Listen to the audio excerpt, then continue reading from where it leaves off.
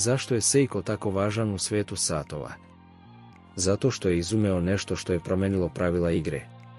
Godina je 1969. Dok je svijet gledao u nebo i sanjao o mjesecu, Seiko je tiho pripremao revoluciju na zglobu ruke. Na Božić te godine, Seiko je predstavio Astron, prvi kvarsni sat na svijetu. Preciznost neverovatna sa samo plus minus 5 sekundi mjesečno. Umjesto točkića i opruga, Astron je koristio kvarsni kristal koji vibrira na tačnoj frekvenciji, što je potpuno promenilo časovničarstvo. Bio je tih, tačan i futuristički.